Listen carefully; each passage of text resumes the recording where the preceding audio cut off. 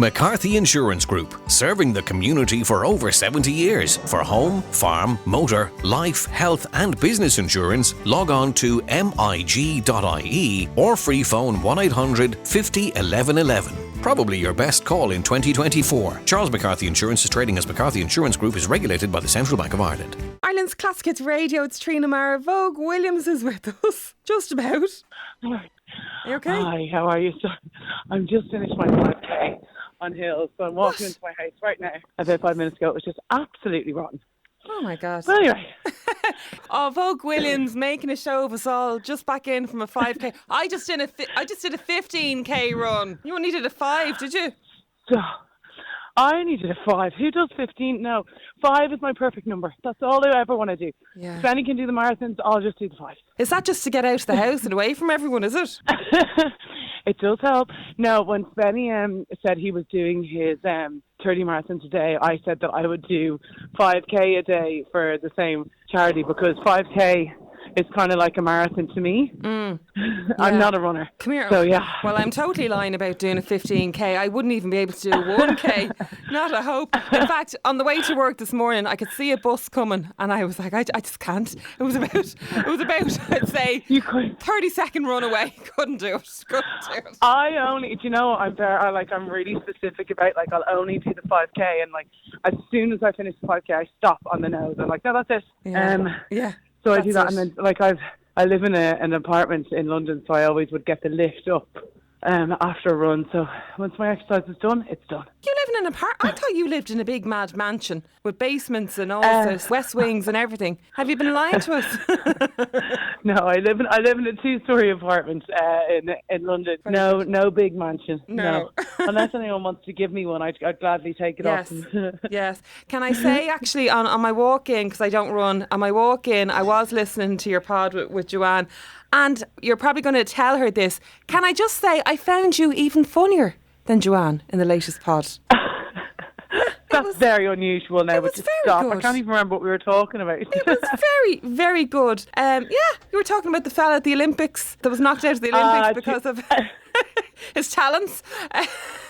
Yeah, you were very good. It's a talent we didn't even know he had. He did so well.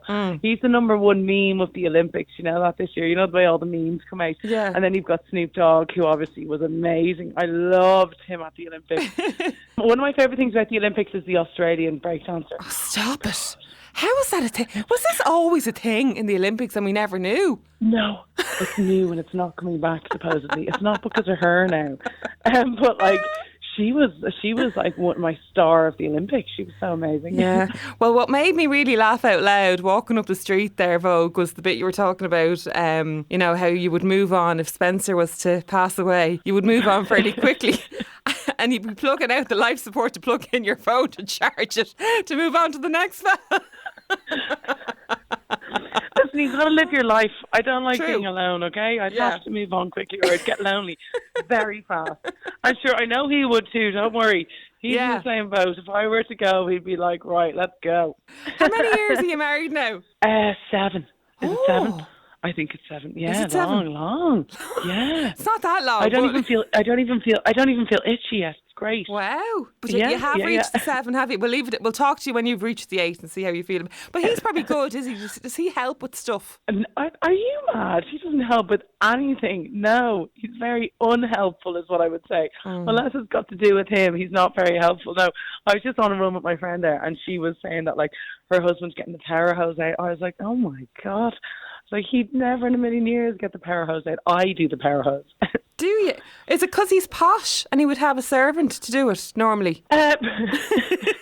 No, and if he did, where are they? He should re-employ them. His mum is so lovely, but I'd say she just did everything for him. Whereas, I had this conversation with my pal yesterday. Yeah, the mothers ruined them. I'd say, whereas I was like woken up, my stepdad's Scottish and he's super, super strict. So like he'd have us up at 7 a.m. on Saturday and Sundays and we'd be up like one of us had to hoover the stairs, another one had to hoover the kitchen, another one had to go and clean the cars. Like that's where we had to do that at the weekend. So I'm well versed on how to look after myself. My friend was only saying how she was in the mother-in-law's, and the mother-in-law was running around the house doing everything, and she said to her, is there anything I could do to help you? And she says about the husband, Mark, would you make Mark a sandwich there? Sorry, what? Can he not make his own sandwich in his own mother's house? No? Unbelievable. Yeah, my mother-in-law is unbelievable though. Like, she will cook like a big, huge, gorgeous roast. They come over to mind our kids sometimes, Benny's parents, and like we come home and like the house is spotless, the kids are delighted, and then his dad will be out on our balcony like doing the plants. I'm like, I love them so much when they come over. I'm thrilled. So would you consider moving them in full time? This could be a good thing. Most people would dread that, but... You know? I was considering moving in with them. Yeah. And I'll leave the rest in that house and I'll just go live with them. I'd love that. I'd be looked after so well. It'd be like a palace to live in. So, Vogue, you are working with the Heinz and Barnardos again this year, and we spoke last year about this campaign. For anyone who needs reminding, you might tell us about it. Yeah, so I basically worked with them last year and they had a different concept for the campaign. But this year they wanted to try and bring families together, particularly around meal time. So, you know, if you're in the supermarket, if you've got the Heinz beans, it's like a triple pack of beans and they'll have the sign on it with Barnardos. And Heinz are giving a portion of the sales to Barnardos breakfast clubs. And they did it last year and they did it the year before, and it's an amazing idea, and Barnardos love it, and Barnardos is an incredible charity. I went to one of their places in Dublin last year and it was just amazing to see the work that they do. So total no-brainer to get involved again. And if you do see those packs of beans, buy them, because you'll be helping the lovely gang of Barnardos. And they're really vulnerable children, aren't they, that are being helped as well. Yeah. So like we are so lucky. We're giving out about saying about give us a break from the kids and all this kind of thing. But like we're so lucky in the lives that we lead. You know, these kids are going for breakfast clubs and everything. Something that we probably would never need. Do you know what? Last year I just started learning about all the stats about poverty in Ireland, and it's really quite shocking when you look into it. And I felt bad not actually knowing that before I started working with Heinz and Barnardos. And it's why the campaign is so important as well. It just shines a light on Barnardos. It really helps so many people. And there's such a massive amount of people in Ireland who need that help and who rely on it. So if you do see them, obviously buy the beans, because you're going to get them anyway. You might as well help out Barnardos. But they always have like a lovely concept behind what they're doing. And this year they just want to remind people to try and spend time together as a family at dinner time, because we live in a world where we're all obsessed with our phones, and I'm including myself, by the way. Yeah. I really have to make like a conscious effort not to use my phone. So like when I come into the house, like I don't have it in my pocket or anything like that. I just put it on the counter away from me. Otherwise you just like, it's like a twitch. You just go to pick it up. So, I know, it's an absolute addiction, isn't it? Yeah. I hate how reliant I am on it. I know, but do you know what? Even more so from doing this campaign, I'm like, right, I need to, like, I never would have walked into the house on my phone, for instance, or like I really try and not be on it around the kids and be more present with them when I'm gone out. Like I'm going to the playground with Otto now for an hour, and I'm like, right, I will not have my phone on me because I want my focus to be on him. But the fact that you have to make such an effort to not be on it, like, it just shows how addicted we all are to them. Yeah, like a digital detox course or something I need to go on. And I remember, know, but never have it at the dinner table in particular. I'm the worst. I'm the worst at the dinner table. I really am. And in fact, sometimes, this is terrible now, sometimes the daughter goes into the living room and watches telly having her dinner because I'm in the kitchen with the phone. And I'm like, you can't be watching telly while you're having your dinner. Well, you're watching the phone there, so... I've just admitted that on the radio. We all know now. We all know. It is hard though, and everyone does this, and it's just about trying to like remember to just be more focused and be more present. And like that's what phones are like. They're addictive for a reason. You just like you become obsessed with looking at these stupid videos, and sometimes I'm like, what am I watching? And even at night, I'm like, okay. That's why I read so much, because at night I'm like, right, I'll give myself 15 minutes on my phone. And then I'm looking at my book and I'm not looking at my phone again.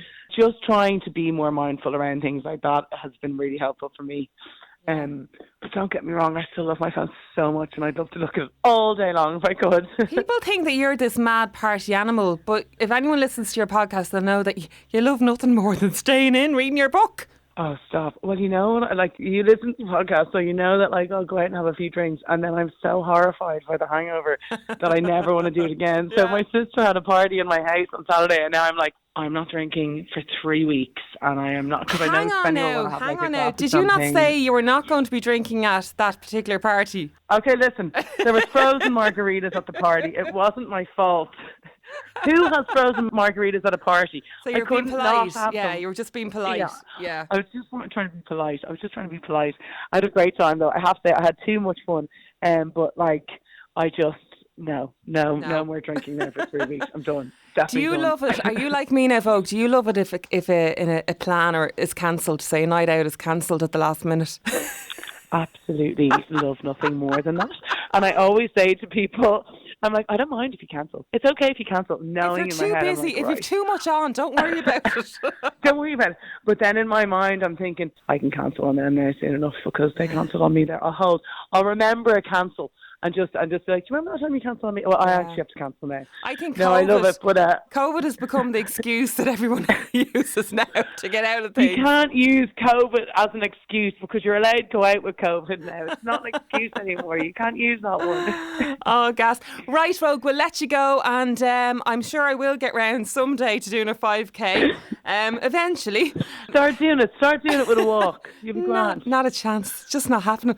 There's no point in even lying and pretending I will. It's just not going to happen. Vogue, you're a legend. Thanks so much. Talk to you soon. Thanks, Emil. See you later. Bye. It's Ireland's Bye. Casket Radio.